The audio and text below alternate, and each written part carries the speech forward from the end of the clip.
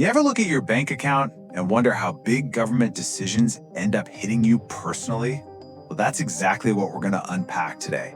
We're going to connect the dots all the way from huge national economic policies down to the real-world market pressures you feel, and maybe most importantly, to the strategies you can actually use to navigate it all. Think of it as a journey from policy right into your pocket. All right, so here's the game plan. First up, we're looking at the big economic levers governments like to pull. Then, we'll see how those levers can really put the squeeze on a specific market. After that, we're cracking open the tax code. And trust me, you want to see it as a rule book, not just a burden. And finally, we'll get into the really cool stuff. Advanced strategies that let you use those rules to your advantage. Let's dive in. Okay, let's kick things off with one of the most direct tools a government has in its toolbox, tariffs. Now, on the surface, they just seem like a simple tax on stuff we buy from other countries. But as you're about to see, the ripple effects they create are, well, they're way more complicated than that. And listen, we are not talking about small potatoes here. These recent policies are generating something like $29 billion a month in new revenue for the government. That is a massive number. But you have to ask, right? Where does that money actually come from? Well, spoiler alert, it ends up getting baked into the price of pretty much everything we buy. So here's where things get really interesting. Look at the impact on inflation. It wasn't some huge dramatic spike that some people were expecting. Instead, what the data shows is this: slow, steady upward creep. You can see it, right? It goes from 2.3% in April up to 2.7% by July. It's that subtle but very real, persistent pressure. That's the ripple effect we're talking about. This slide just lays it out so clearly, doesn't it? The gap between what a policy is supposed to do and what actually happens in the real world. You know, the stated goal was all about boosting government revenue, right? But the actual effect for you and me was just that slow, steady price hike as companies pass those new costs down the line. Okay, so we've seen how a big national policy can create this kind of slow burn inflation. But what happens when you stack local policies on top of that? Well, to see that in action, we're going to zoom way in on a specific case study, the gas market in California. It is a perfect storm, a textbook example of a system under immense pressure. So what's the deal with those crazy high gas prices there? Well, it's not just one thing you can point to. It's actually a whole stack of different costs, all piled on top of each other. You've got high state and federal taxes, you've got really expensive refining costs, special environmental fees, and then there's this unique, cleaner fuel blend that's just way harder to make. Every single slice you see here is another layer adding to that final price at the pump. And this breaks down the chain reaction perfectly. It all kicks off with new, stricter regulations. That puts a huge squeeze on the profitability of the refineries, which then leads to some of them planning to just shut down. We're talking about facilities that make up a fifth of the state's entire gas supply. So with less gas being made locally, the state becomes way more dependent on expensive imported fuel. The whole supply chain just becomes incredibly fragile. And the potential outcome of all this? A price spike that could push gas over $8 a gallon. Wow. Right, and this really gets to the heart of the issue. According to some analyses, there's a built-in conflict here.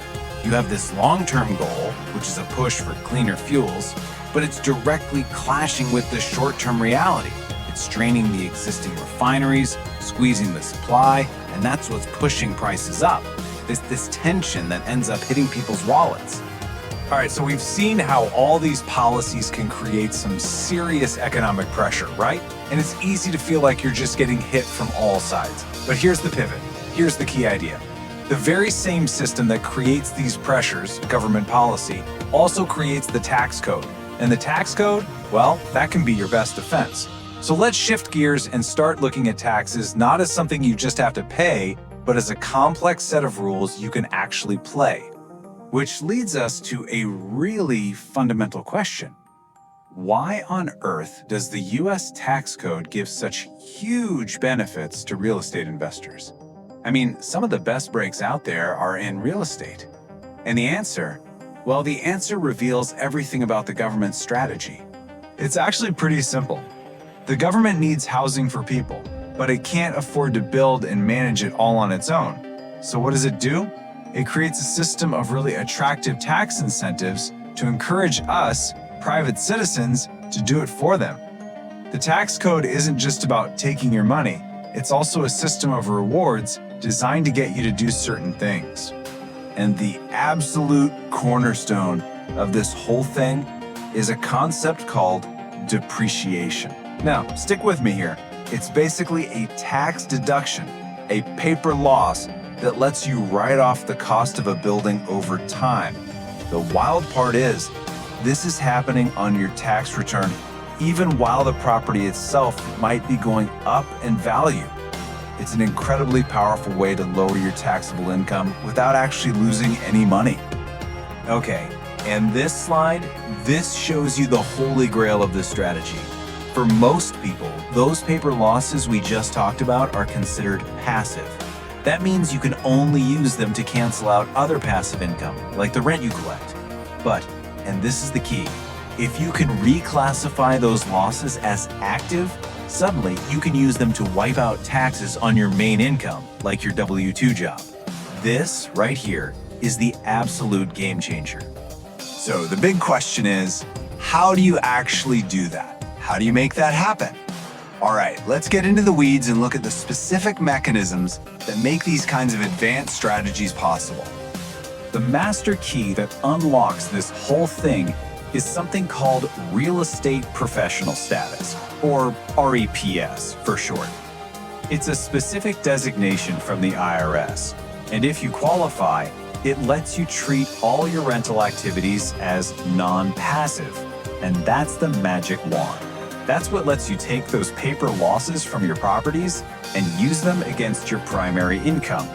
Now, getting this status isn't exactly a walk in the park. The IRS has 3 very strict tests you have to pass. You've got to spend more than half of all your working time in real estate. You have to log a minimum of 750 hours a year, and you have to materially participate. As you can imagine, that's almost impossible if you have a demanding 9-to-5 job. And that's exactly why one of the most common and powerful strategies is for one spouse to go all in on real estate to qualify for the entire household. And this slide makes such a crucial point. This isn't just about real estate. A lot of people get bogged down in what I'd call small ball tax tactics. You know, the home office deduction, stuff like that. But the truly powerful strategies, the underrated ones, often use the exact same principles we've been talking about, just in different arenas. Think about things like oil and gas investing or even Bitcoin mining. They can leverage very similar mechanics. Exactly. This quote here is talking about oil and gas, but listen to how familiar it sounds. The tax code gives you massive upfront deductions for drilling costs. This creates a huge paper loss right away, which you can then use to offset your W-2 income.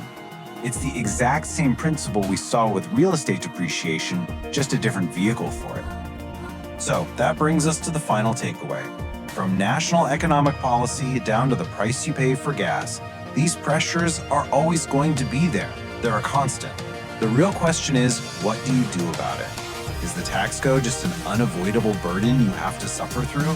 Or is it a complex rulebook filled with opportunities, just waiting for someone who's willing to learn how to read it?